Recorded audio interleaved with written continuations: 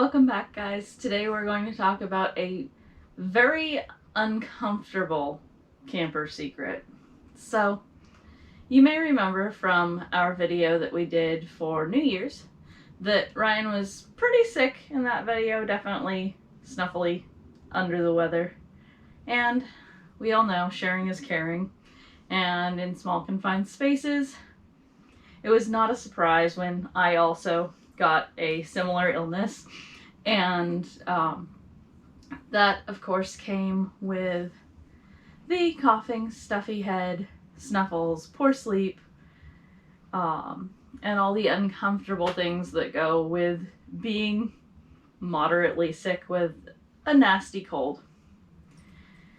And so one of the things that happened during that time was that I decided that I was going to sleep in our living room to avoid, as he was starting to get better and I was starting to get sicker, me disturbing his sleep too much so that he could get some rest and try and heal up. And so he would disturb my sleep less so I could heal up and try and get some rest. And that's when we found out something unfortunate. So when we purchased our camper, we didn't really care that it slept 6. It has the bed in the bedroom, of course, this sofa bed, and our table bed. And not wanting to disturb our work area, which is on the table, I decided I was going to fold out the sleeper couch and sleep out here, let him get some real rest, keep this little monster with me so that she didn't disturb him too much because she's kind of a bed hog. And that's when I found out that this should not in any way ever be considered a sleepable surface. It is unbelievably unlevel, incredibly lumpy, and just horribly, horribly uncomfortable. So if you go into camper life thinking that you're gonna sleep in the bedroom and you have kids or guests or something and you're like, it'll be okay, we'll just fold out the sleeper couch, you might want to go ahead and unfold that, take a look at it, and see if that's actually a viable sleeping area before you commit to having somebody sleep on it, because it was not a possibility.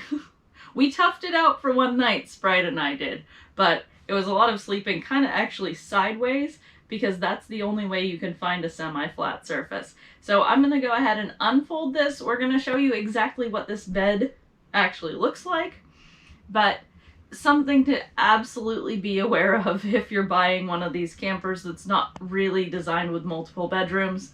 This is not really a sleeping service. So we've been talking about replacing this couch anyway because it doesn't really fully meet our needs.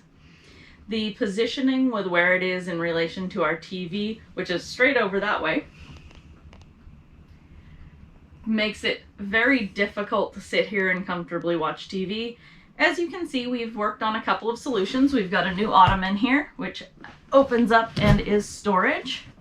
And then we've got Sprite's doggy stairs, because we have also found she is not really able to confidently jump off of this couch. She's fine to jump on it, but her depth perception is really bad and she can't really see to jump down.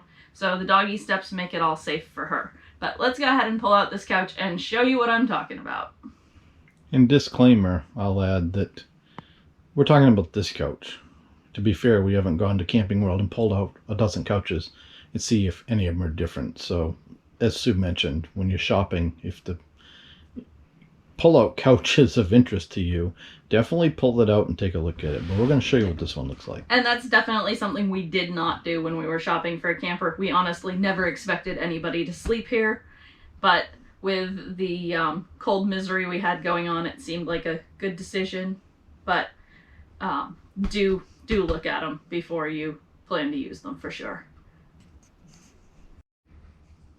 Alright, so on this particular one, We have to take the back cushions off. Set them out of the way. And we basically, if I remember right,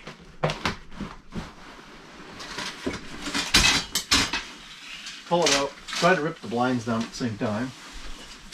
Pull our feet down. And then this back folds down.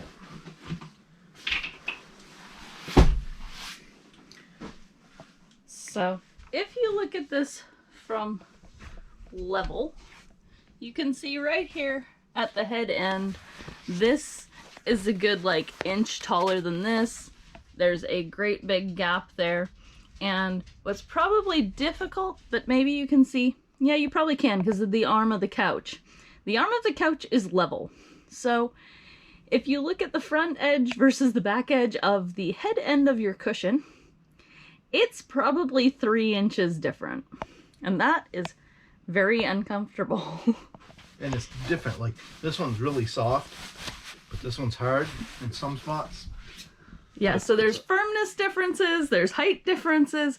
There's a lot going on to make this, I mean, a very miserable place to sleep. If you had kids, a couple of young kids, and they were sleeping here, they'd probably not complain too much about it because kids seem to sleep anywhere. You know, another thing you could probably do is maybe get some kind of mattress topper and keep it under the main bed and lay over this to maybe take some of it out. But it is a little... And if you had smaller kids, they could sleep this direction rather than this direction. And it wouldn't be too bad. That's actually sort of what I ended up doing. But it's a thing to be aware of. Something we never even thought of when we were purchasing this camper. That they would make a bed that would be so abnormally heighted and so difficult to actually use as a bed. So... Alright, we got the couch all back together. Dog's happy, Sue's happy, I'm happy. Well, for the most part. The couch isn't terribly comfortable if you're looking straight ahead. It's when you're trying to set a little at a 45 to see the TV. And, you know, we'll see where we end up going. One thing we thought about doing, the dinette over there that you guys have seen in other videos, that slide is like 94 inches long. It's real deep. We've talked about pulling the dinette out of that and putting a nice couch over there, and then building a dinette over here with like a flip out table, so you'd have a seat in each side in the table, and if you wanted to seat more people you could fold it up and put a couple more chairs out here. We don't know what we're going to do yet. We found, or we didn't, Sue found a company in Indiana that makes couches and furniture, right? Yeah, they're a furniture manufacturer. It's all Amish made, but they do an extensive amount for the RV market, which is very heavy up in Indiana. So they do, I think, some custom stuff, but also just a lot of ready-made RV furniture. We think they may have a better selection than our local Camping World, and they may also be a better quality. Everybody that I've seen reviews on says that if you're going to buy aftermarket furniture, it's definitely the place to go. We'll put the link to their website down below in the description. I can't remember the name of the company right off the top of my head, of course, but we do think that we want to do something different in here as far as the seating arrangement. Right now you have to look directly over that way in order to see the TV, which is fairly uncomfortable. We don't sit here and watch a lot of TV, but when we want to relax in the evening, it would be nice if we could do that in comfort rather than in a very awkward situation. Yeah. And sometimes, let's be honest, we get nasty rainy days and we do end up spending basically the whole day in the camper.